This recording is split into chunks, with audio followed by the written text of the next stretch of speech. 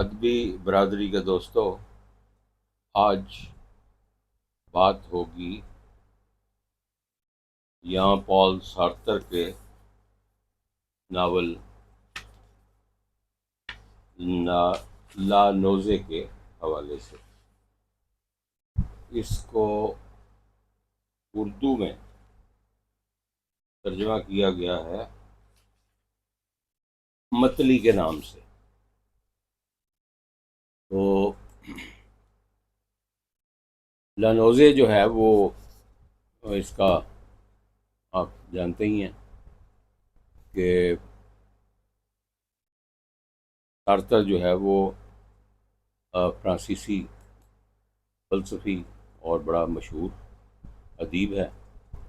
یہ ناول 1938 میں 1938 میں شائع ہوا، اور اس ناول کا مرکزی کردار انطوان روکانین ہے، جو روکانتین انطوان روکانتین اس کا صحیح تلفظ ہے، جو اپنی زندگی کی بے معنویت اور وجود کی حقیقت کے حوالے سے ایک کشمکش میں دکھائی دیتا ہے۔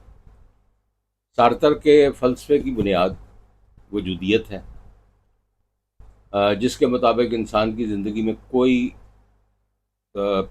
پیش فرض مقصد یا معنی نہیں ہوتا۔ انسان آزاد ہے اور اپنی زندگی کے معنی خود تخلیق کرنے کا ذمہ دار ہے۔ لانوزے میں یہی فلسفہ بار بار سامنے آتا ہے۔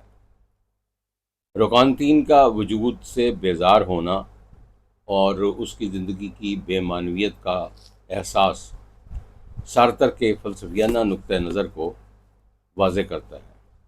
وجودیت کے موضوعات کو سارتر نے اس ناول میں بہت گہرائی سے بیان کیا ہے۔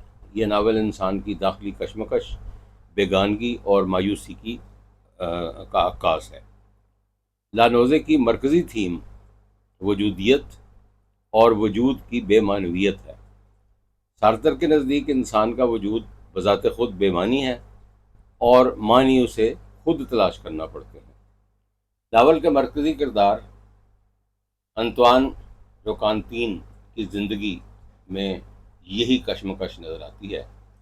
وہ ایک مورخ ہے جو اپنے وقت کو ایک شہر میں گزار رہا ہے اور اپنی زندگی کے بے معنویت میں مبتلا ہے۔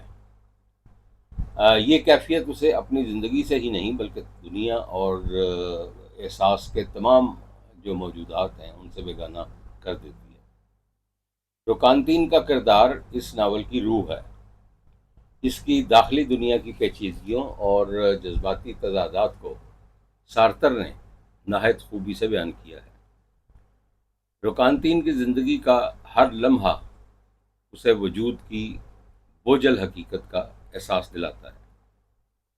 اس کی موجودگی کا ہر لمحہ اس پر ایک نفسیاتی بوجھ بن کر ٹوٹتا ہے، جس سے وہ نوزیا یعنی متلی محسوس کرتا ہے۔ روکانتین کے علاوہ دیگر کردار بھی اس ناول میں اہمیت رکھتے ہیں، جیسے کہ اس کا دوست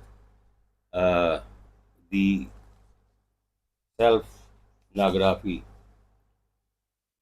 لکھنے والا اور مختلف عورتیں جن سے اس کا تعلق ہوتا ہے۔ یہ کردار روکانتین کی زندگی کو بے معنویت کو مزید اجاگر کرتے ہیں۔ لانوزے کو سمجھنے کے لیے اس کے سماجی اور تاریخی سیاق و سباق کو جاننا بھی ضروری ہے۔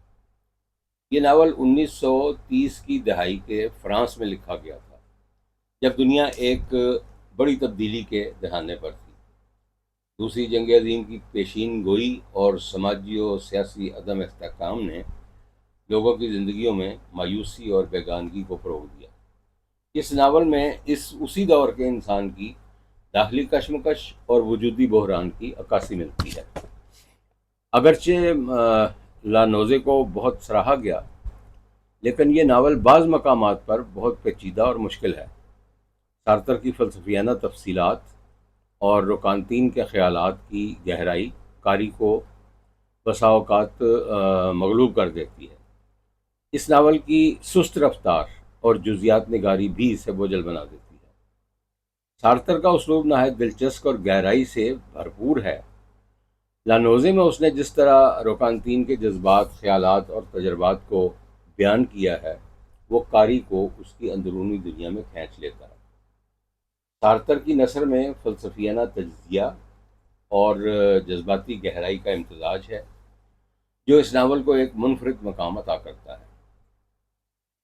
لانوزے یان پال سارتر کی ایک عظیم ادبی اور فلسفیانہ کاوش ہے، جو وجودیت کے مسائل اور انسان کی داخلی دنیا کی کشمکش کو نہایت عمدگی سے پیش کرتی ہے۔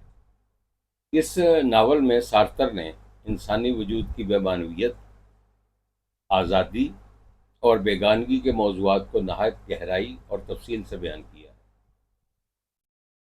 انطوان روکانتین کا کردار اور اس کی زندگی کی داستان قاری کو ایک نئی دنیا میں لے جاتی ہے، جہاں وجود کی حقیقت اور معنی کی تلاش ایک کبھی نہ ختم ہونے والی جستجو ہے۔ اس ناول کا مطالعہ نہ صرف ادبی لذت فراہم کرتا ہے، بلکہ فلسفیانہ غور و فکر کے دروازے بھی کھولتا ہے۔ میں یہ اپنے دوستوں سے چاہوں گا کہ اگر وہ وجودیت کے فلسفے میں کچھ دلچسپی رکھتے ہیں تو اس ناول کا مطالعہ ضرور کریں۔